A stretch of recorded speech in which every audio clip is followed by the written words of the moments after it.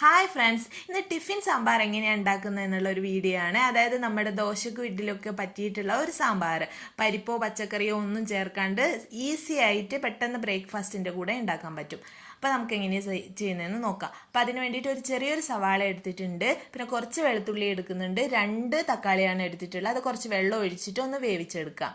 കുക്കറിലിട്ടാലും മതി. എന്നിട്ട് നന്നായിട്ട് ഉടച്ചെടുക്കണം. മിക്സിയുടെ ജാറിലിട്ട് അടിച്ചെടുത്താലും കുഴപ്പമില്ല. വേറൊരു പാത്രത്തിൽ കുറച്ച് എണ്ണ ഒഴിച്ചു കൊടുത്ത് കടുക്, ജീരകം, വറ്റൽമുളക്, പിന്നെ നമ്മൾ സാമ്പാർ പൊടി ഇട്ട് കൊടുത്തിട്ട് ഒന്ന് വഴറ്റിയെടുത്തിട്ട് അതിൽ കുറച്ച് വെള്ളം ഒഴിച്ചു കൊടുക്കുക. പിന്നെ ഞാനിപ്പോൾ എടുത്തിട്ടുള്ളത് നമ്മളെ കടലമാവ് ഉണ്ടല്ലോ, കടലമാവ് കുറച്ച് വെള്ളം ഒഴിച്ചിട്ട് ഒന്ന് മിക്സ് ചെയ്തെടുത്തിട്ടതാണ്. കോൺഫ്ലവറും എടുക്കാം, കുഴപ്പമൊന്നുമില്ല.